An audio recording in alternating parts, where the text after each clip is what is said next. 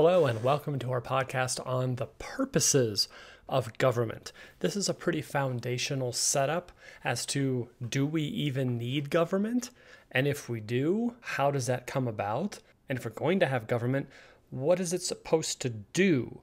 Or what is it not supposed to do? So pretty foundational podcast here to get us set up for our semester, but let's go ahead and see what we're talking about in a little bit more detail. So think for a moment, what would society look like without government? This is a reasonable question that philosophers have been thinking about for hundreds of years. What would society look like if we didn't have the structure or rules or government? And oftentimes these philosophers, especially during the Enlightenment period, which is around the time of the founding of our nation, they called it a state of nature. But they had different views of how this would go. If humans were left to their own devices without some sort of structure to guide human behavior, different philosophers came up with differing ideas on what they thought people would do. And so these Enlightenment philosophers, here are kind of the big three that helped shape this area of thinking in terms of the state of nature, in terms of do we need government, and if so, what kind, what should it look like, etc. Thomas Hobbes, John Locke, and Jean-Jacques Rousseau. And you can see that Thomas Hobbes thought that the state of nature would be poor, nasty, brutish, and short. So he viewed a world without some sort of government as pretty harsh. Definitionally, without government would be anarchy. That would be without rule. So Hobbes's view was that it was going to be pretty rough if we didn't have some sort of governmental structure, and felt that mankind would be eternally at war. So pretty nasty. His solution was that a strong central government was needed to control mankind. He felt humans weren't capable of figuring things out themselves. So his deep thinking on the subject was that he felt some sort of strong central government, like a monarchy, would need to come in and say, here are the rules, I'm in charge, I'm the king, do what I say, or there's going to be a problem. And so that was the structure of government that his thinking led him to. We then have John Locke, who also said that a state of nature was going to be hard, but he took a more nuanced approach to say, yes, it would be hard, but there would be no one to protect humans' natural rights, the idea of life, liberty, and property. He felt that these were God-given rights that each individual had. But he saw that if there was no structure to protect them, then that state of nature could be pretty hard. But his view was not to replace anarchy with a strong, forceful monarchy or king. He pushed for a clear social contract between people and some form of government. He wanted that relationship to be more of an agreed upon contract between the governed, so the people, and then the government, the people doing that governing. Locke really looked at, can an agreement be formed about what the government should or should not be doing to and with the people who are being led. Jean-Jacques Rousseau, a French philosopher, saw the world similarly, felt that a state of nature would be without law or morality. Again, if we don't have some sort of structure, he also thought that the world was going to be pretty rough. And he also, like Locke, advocated for a social contract with authority of the general will of the people. So you start to see a difference between Hobbes and then Locke and Rousseau. Hobbes, again, pushes for a monarchy to come in and very authoritarian style government to just say, here's what it is, follow along, I make the rules, you don't like it, you're dead or you're gone. But Locke and Rousseau are talking about this social contract. But regardless of any of these three, we're seeing that people have been thinking for years, should we have a government in society? How should society be set up? And if we are going to turn some of our freedoms over to a structure like government, what should they be able to do? What should they not be able to do? What should the limits of government be? And so you can see typical responses to that question during the Enlightenment and in the current day is that mankind needs some sort of organizing principles to advance. There was a fear that mankind would not be able to rule itself without some external pushing to kind of steer the boat in a more healthy direction. And so societies turn toward a form of government. We don't have in the modern era countries that are organized on the concept of anarchy or a lack of government. All countries, by definition, have some sort of government in them. It may be a very traditional form, as in like the Inuit or other tribal nations, maybe on the other end of the spectrum, toward democracy, toward representative democracy, toward monarchies, etc. But countries of the world have some form of government. And then oftentimes what was settled upon is some sort of social contract, or sometimes called a social compact. And this is an agreement between the people and the government. The people agree to give up some freedom in exchange for what the government can offer. A human would give up the freedom to kill or to steal from another in exchange for the government protecting them from someone killing them or stealing from them. So it's kind of abstract. It's not like I'm actually, giving up something, like I'm giving up a finger in order to be protected. But I'm giving up the abstract, like, okay, well, I can't just kill somebody anymore if I'm really, really angry, because the government would come in to stop me from doing that. At the same time, I'm not going to be hurt, because the government is going to step in to stop other people from hurting me. So am I giving up some freedoms to do whatever the heck I want? Sure, as a human we are. But at the same time, am I getting something in the form of assurances and protection from the government? In the social contract model, yes, I am. Now, as we go through these slides, and there will be debate in your mind or within the class over the purposes of government. Do we really need a government for these purposes we're going to list out? Some people would say, yes, we need government to take care of this because people won't just do it on their own. Other people could say, no, people are inherently good and they will do this stuff on their own. We don't need to be told what to do. And that's fine. That's the point of a social science class, to think deeply, to have debates, to consider multiple points of view. There will be debates over the size, the extent, or the power of the government in the current era. As we are talking about the issues and we say, okay, so government probably should exist. And here are 5 or 6 things that we think government should do, but here's a couple things we don't think government should do. There will be debate over the size and to what extent the government should actually do these things. And especially in the US, as we consider our Constitution that was written hundreds of years ago, what was the original intent of the Constitution versus modern day needs? And then there will be debate over how these purposes will be paid for. It's a very practical element of this debate. But if we say that, yes, government should do these 3 things, but not these 2, well then, to what extent these 3? What does that mean? And if we're going to agree that, yes, the government should be doing these 3 or 5 or whatever, how are they going to get paid for? So as we're thinking through these purposes of government, these are common purposes that many social scientists put forth and say, typically governments are empowered to do these things. But please understand that we are also aware of the debate that brews around whether these should be the purposes, and if so, how much, and then how are they going to be paid for. And so we want to lay this out early. How does government pay for these purposes, which we'll talk about in the upcoming slides?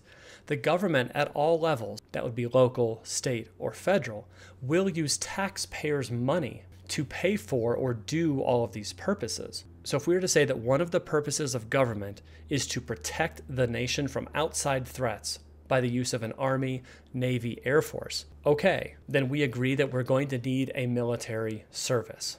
Fine. How do we pay for that? Well, that's going to be the taxpayers' money. So as we pay our federal income tax, as we pay state taxes, local taxes, all these things, that money is then going to various levels of government to make government happen.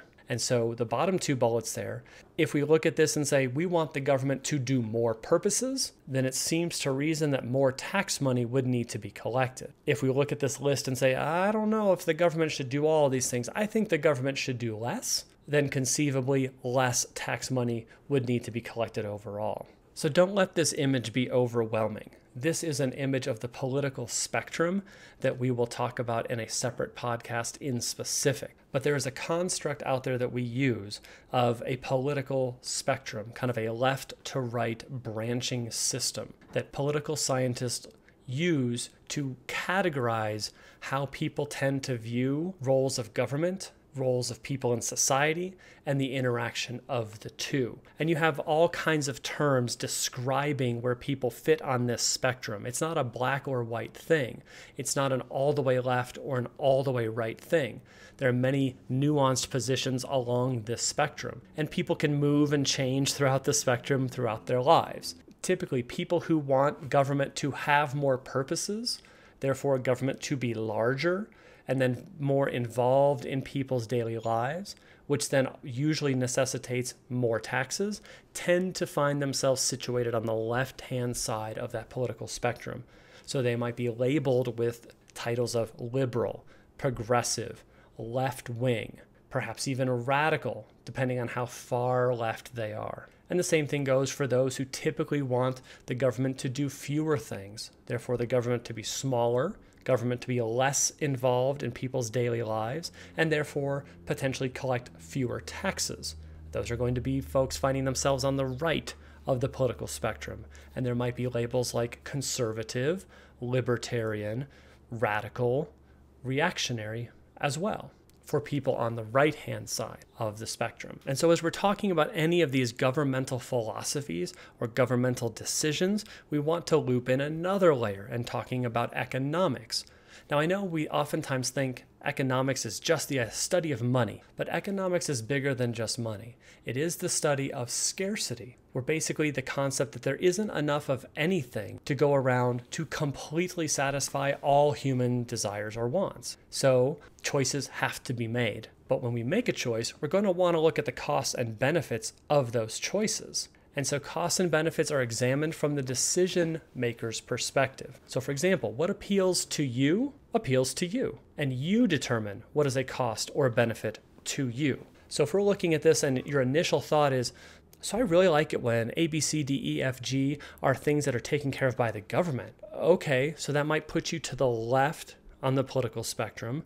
For you, you might see a lot of benefit by having a larger, more powerful central government and therefore paying more taxes. To you, you see that as a benefit, whereas somebody else might see that same structure very much as a cost. And then to you, the opposite would be true. If you're listening to a peer who's saying, no, I think government should be very, very small. I think the government should do the bare minimum. To them, they like that. They think that's a benefit. That is a good thing to have a small government. But to you, you might see some really negative costs by having a structure like that. As you are forming your identity, figuring out where you stand on these issues, figuring out your own philosophy, it's not about right or wrong. There's not an objective right answer here, that the answer is government must do these 5 things and it must be this big or this small.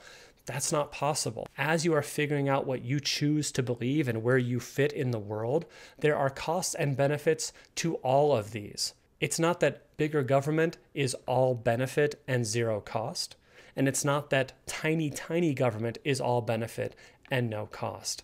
There are costs and benefits to any and all perspectives. And so a responsible critical thinker needs to hear what these ideas are and consider where you think you see costs and benefits to you, and then to society, and then to a nation as a whole, and then make your decisions from there. So here are 5 purposes of government that political scientists tend to look at when figuring out what roles government should play in a society. Those purposes are to protect society, to maintain public order, to provide resolution of social conflicts, to provide a stable economy, to provide public services. And again, we understand that there's going to be debate about all of these. Should the government be doing these 5 things? Should it be doing a 6th? Should it be doing something completely different? And if a society agrees that government should be doing whatever list of things it should be doing, to what extent should the government be doing that? And then ultimately, how would a government pay for these processes?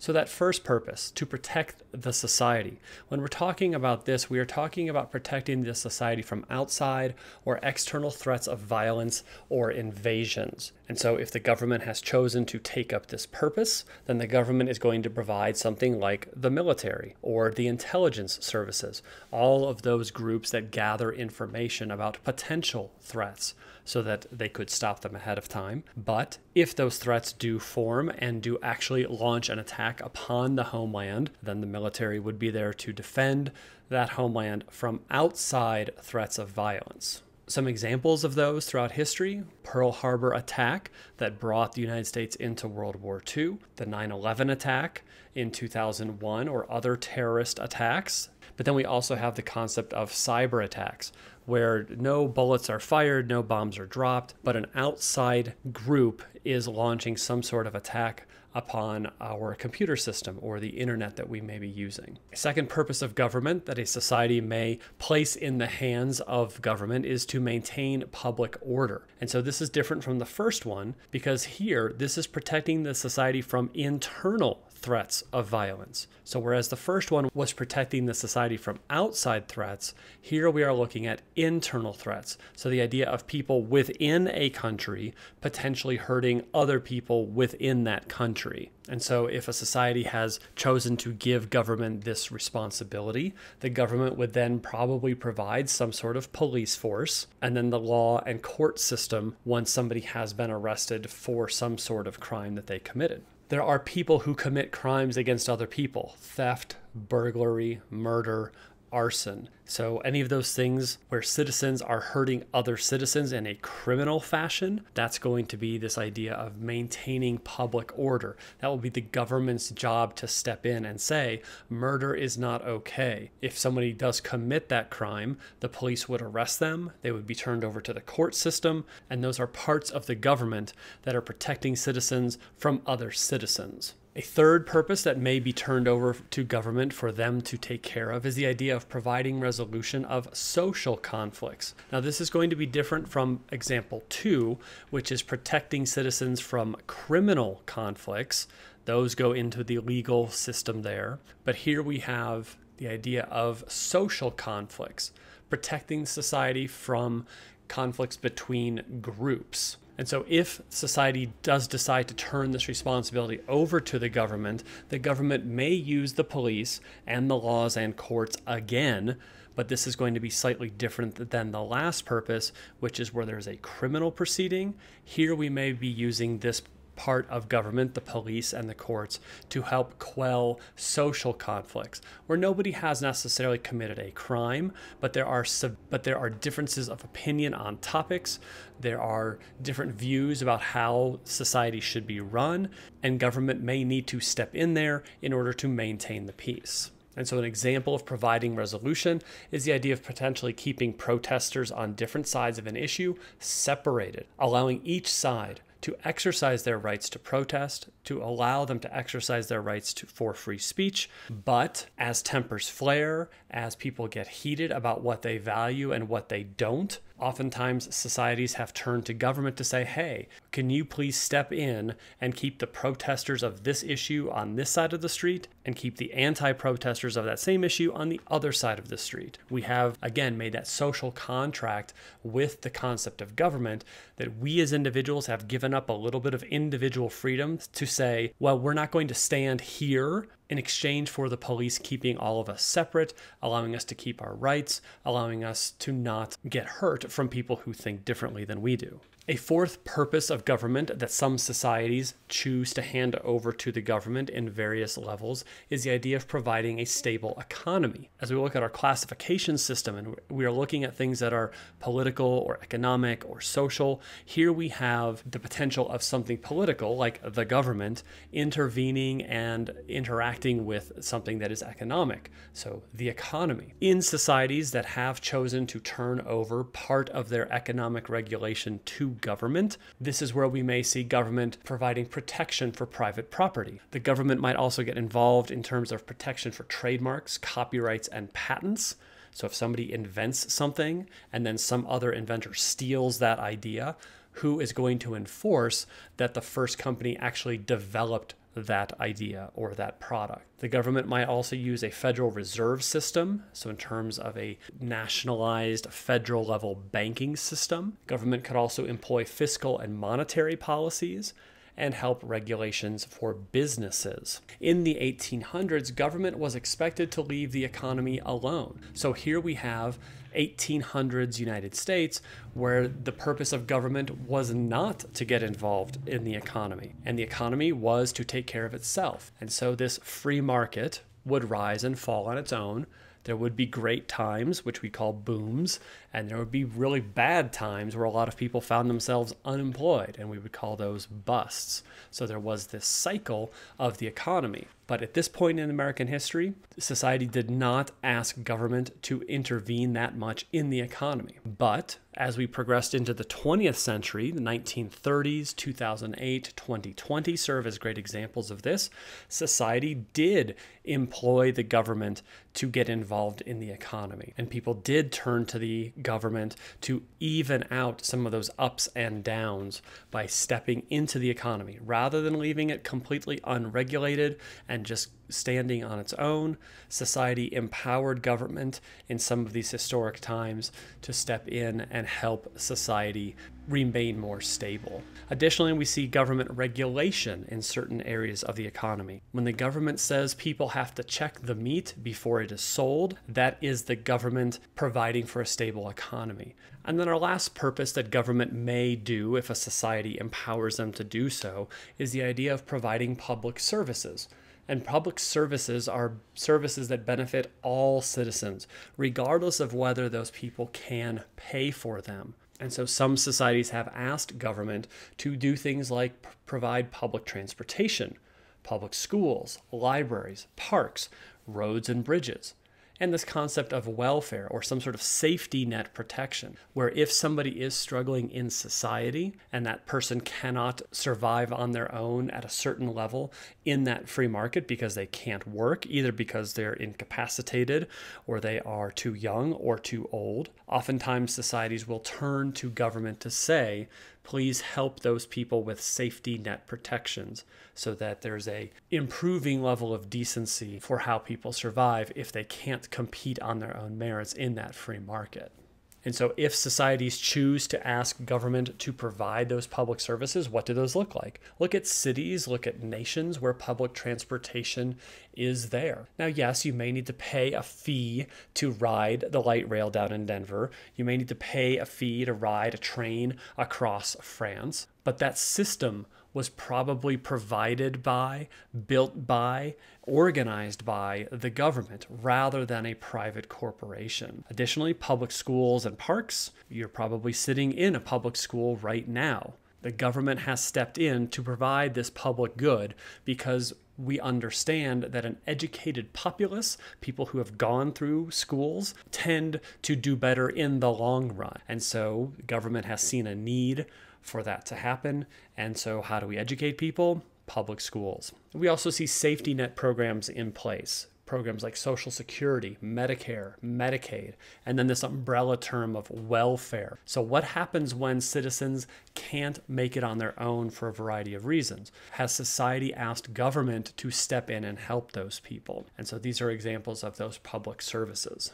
And so that's about it. A pretty philosophical conversation about, do we even need government? If we do, what should we ask them to do? Or what are they empowered to do through that concept of the social contract? Because if government's stepping in to do something, that means that people are giving up some of their inherent freedoms and liberties in exchange for what government is doing. And so different societies have different views on how much government should or should not be involved in all of society and involved in individuals' lives. And if a society has said, we do want government to do these 2 or 3 or 5 purposes, then to what extent? How much welfare should be extended in a society? How much public transportation should be there? How powerful should our Army, Navy, Air Force, police forces be? And then if we have those conversations and we say, okay, we need government working at this level, how are we going to pay for that? That interacts with people's individual lives, because we as individual taxpayers pay money that then funds the government for the purposes we have empowered them to do. So if you have any questions on any of this, please make sure you ask them. We'll get those shored up for you. Otherwise, thanks, and we will see you soon.